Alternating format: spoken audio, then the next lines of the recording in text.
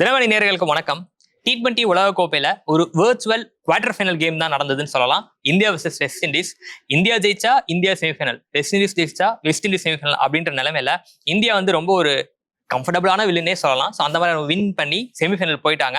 So 2016 எந்த மேற்கிந்திய தீவுகளுக்கு எதிராக அரையிறுதியில் இந்திய அணி தோற்றுச்சோ, ஸோ அதே மேற்கிந்திய தீவுகளுக்கு எதிராக வந்து இப்போ 10 வருடங்களுக்கு அப்புறமா வந்து காலிறுதி அப்படின்னு சொல்லக்கூடிய ஆட்டத்துல இந்தியா ஜெயிச்சிருக்காங்கன்னு சொல்லலாம். ஸோ இந்தியா ஃபர்ஸ்ட் என்ன டிசிஷன்ல ஜெயிச்சாங்க அப்படின்னா டாஸ் வின் பண்ணி சேஸ் பண்ணாங்க. இந்தியன் டீம் வந்து இந்த உலகக்கோப்பையில ஒரு மேட்ச் தான் தோத்தாங்க. அந்த மேட்ச் தான் வந்து சேஸ் பண்ணாங்க. ஆனா என்ன சேசிங் எடுக்கிறாரு சூர்யா அப்படின்னு சின்னதா ஒரு தயக்கம் இருந்தது. ஆனா வந்து அவங்க என்ன பிளான்ல இருந்தாங்கன்னா பாஸ்ட் இஸ் பாஸ்ட். இந்த கண்டிஷன்ல சேசிங் வந்து ஈஸி. இந்த கிரவுண்ட்ல வந்து சேஸ் பண்றது கம்ஃபர்டபுளா சேஸ் பண்ணலாம், டியூ ஃபேக்டர்லாம் இருக்கும் அப்படின்னு சொல்லிட்டு ரொம்ப டாக்டிக்கலான ஒரு மூவ் எடுத்தாங்க. ஸோ அது வந்து இந்தியாவுக்கு பெனிஃபிட் ஆச்சுன்னே சொல்லலாம். அது மட்டும் இல்லாம பவுலிங்லையும் நிறைய சேஞ்சஸ் தான் நடந்தது. நம்ம சவுத் ஆப்பிரிக்காவோட தோத்த மேட்ச்ல பேசுறப்போ 6 ஓவர் வரைக்கும் வந்து ஸ்ட்ரைக்கிங் பவுலர்ஸ் இல்லாம இந்தியா மாட்டிக்கிட்டாங்க அப்படின்னு தோணுச்சு. ஒருவேளை வருண் சக்கரவர்த்தி அட்டாக் பண்ணாங்கன்னா அடுத்து என்ன பிளான் அப்படின்றது இந்தியன் கேட்கல இல்ல அப்படின்ற மாதிரி நம்ம பேசிட்டு இருந்தோம் இல்லையா. ஸோ இந்த மேட்ச்ல என்ன பண்ணிட்டாங்கன்னா ரொம்ப உஷாரா என்ன பண்ணாருன்னா சூரியகுமார் யாதவ் அக்ஷர் பட்டேல்லாம் வச்சு கொஞ்சம் பவர் பிளேல தள்ளி விட்டாரு. அதுக்கப்புறமா ஹார்திக் பாண்டியா வச்சு கொஞ்சம் நிறைய ஓவர்ஸ் போட்டனால வருண் சக்கரவர்த்தியும் பும்ராவுக்கும் வந்து நிறைய டைம் இருந்தது. பவர் பிளேல பும்ரா ஒரு ஓவர் தான் போட்டாரு. ஸோ சவுத் ஆப்பிரிக்கா மேட்ச்ல ஞாபகம் இருக்கும்னு நினைக்கிறேன், அவர் 2 ஓவர் போட்டாரு. ஸோ அதனால என்ன ஆச்சுன்னா மிட் ஓவர்ஸ்ல ஒருவேளை ஷிம்ரான் ஹெட்மயரோ இல்ல ரோமன் பவலோ அந்த மாதிரி ஹிட்டர்ஸ் யாராவது ருத்தோஃபோர்ட்லாம் ஹிட்டர்ஸ் இருந்தாங்கன்னா அவங்கள கண்ட்ரோல் பண்றதுக்கு இவங்க தேவை அப்படின்னு சொல்லிட்டு அவங்க கொஞ்சம் டிலேவா கொண்டு வந்தாரு. அது இந்தியாவுக்கு ஹெல்ப் பண்ணுச்சுன்னே சொல்லலாம். ஸோ அது என்ன ஆச்சுன்னா மேற்கிந்திய தீவுகள் பேட்டரியில் வந்து அவங்களால கொஞ்சம் அந்த அவங்களுடைய எபிலிட்டிக்கு ஏற்ப ரொம்ப ஹிட்டிங் கேம் ஆட முடியல. ஸோ இந்தியா பேட்டிங்ல என்ன பண்ணாங்க அப்படின்னா வழக்கம் போல எந்த சேஞ்சுமே இல்லாம அதே மாதிரி அபிஷேக்கும் சஞ்சுவும் இறங்கினாங்க. அபிஷேக் சர்மா வந்து முதல் 2 ஓவர்ல கொஞ்சம் ஃபோர் அடிக்க ட்ரை பண்ணாரு. ஆனா அந்த ஒரு மொமெண்டம் கிடைக்காம திணறினது நம்மளால புரிஞ்சுக்க முடிஞ்சது.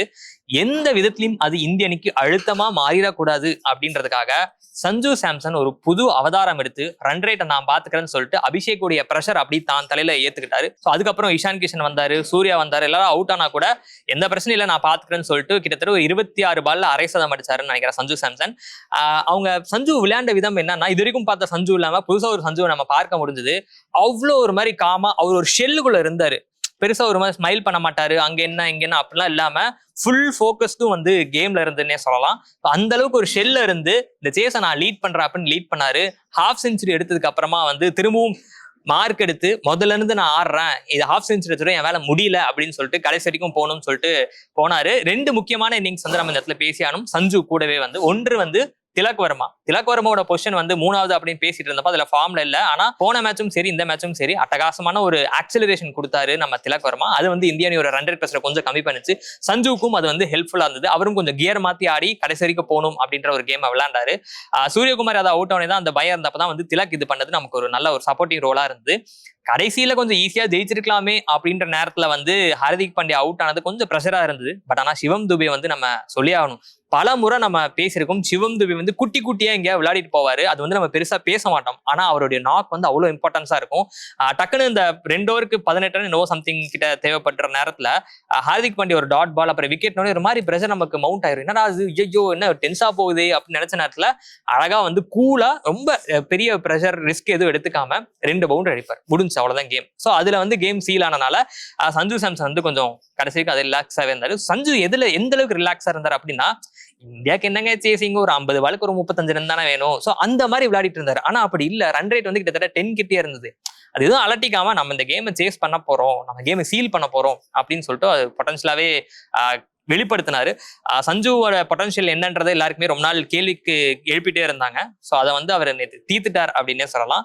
ஸோ ஒரு வழியா இந்தியா வந்து ரொம்ப அந்த சேஸை கம்ஃபர்டபுளா முடிச்சிட்டாங்க. நம்ம சஞ்சுவுக்கு நம்ம ஏற்கனவே பேசியிருந்தோம், பாடி நோக்கி ஷார்ட் பால் போட்டா அவர் கொஞ்சம் புல் அடிச்சு அவுட் ஆயிடுறாரு அப்படின்னு, பேஸ் மாத்தினா வந்து கொஞ்சம் ஃபிளிக் அடிச்சு அவுட் ஆயிடுறாருன்னு அந்த மாதிரியான முயற்சிகள் எதுவும் வந்து மேற்கிந்திய தீவுகள் தரப்புல இருந்து செய்யாதது வந்து கொஞ்சம் ஆச்சரியமாக இருந்தது. T20 உலகக்கோப்பையில சேசிங்ல ஹையஸ்ட் ஸ்கோரே வந்து விராட் கோலி தான் இருந்தாரு. 2 முறை வந்து அவர் 82 நினைக்கிறேன். 2மே வந்து மிக முக்கியமான ஆட்டம். ஒன்று வந்து ஆஸ்திரேலியாக்கு எதிராக 2016, இன்னொன்று வந்து பாகிஸ்தானுக்கு எதிராக. 2 கேமுமே வந்து ஒரு மறக்க முடியாத ஒரு சேசிங் சொல்லலாம். ஸோ அந்த சேசிங் ரெக்கார்டை பீட் பண்ணியிருக்கிறாரு சஞ்சு சாம்சன். 97 ரன்ல ஆட்டம் இழக்காம இருந்தாரு. ஸோ ஒரு வழியா இந்திய அணி வந்து அரையிறுதிக்கு போயிட்டாங்க. அரையிறுதியில இங்கிலாந்து எதிர்கொள்றாங்க இந்திய அணி. ஆனா மேற்கிந்திய தீவுகள் பந்து வீச்சு அளவுக்கு இங்கிலாந்து பந்து வீச்சு இருக்காது அப்படின்றதுக்கு நம்ம கண்டிப்பா உத்தரவாதம் சொல்லலாம். அங்க ஜோஃப்ரா ஆர்ச்சர் இருக்காரு. ஜோஃப்ரா ஆர்ச்சர் தான் வந்து ஒரு சீரீஸ்ல வந்து சஞ்சு சாம்சனை ஷார்ட் பாலா போட்டு அவுட் பண்ணிட்டே இருந்தாலும் சொல்லி வச்சு நான் ஷார்ட் பால் போடுவேன், நீ புல் அடிப்பா, அங்க கேட்ச் பிடிப்பான் பாரு அப்படின்னு சொல்லி வந்து ஆர்ச்சர் பண்ணிருந்தாரு. ஸோ அந்த விஷயங்கள் வந்து திருப்பி ரிப்பீட் ஆகும் அப்படின்னு நினைக்கிறேன். செமிஃபைனல்ல இங்கிலாந்து என்ன மாதிரியான பிளான்ஸோட வருவாங்க அப்படின்றத நீங்க கீழே கமெண்ட் பண்ணுங்க. இதெல்லாம் வருவாங்கப்பா, இதுக்கெல்லாம் நீங்க ரெடியா இருங்க அப்படின்னு இந்திய அணிக்கு ஒரு சின்ன ஒரு டிப்ஸ் கொடுக்கணும் அப்படின்னா அது என்ன அப்படின்றத கீழே கமெண்ட் பண்ணுங்க. What is that strength that brings women together and helps them move forward? Self-help groups. Central Bank of India, under DAY NRLM, provides financial support to self-help groups and through sent Nari Shakti to their members. Central to you since 1911.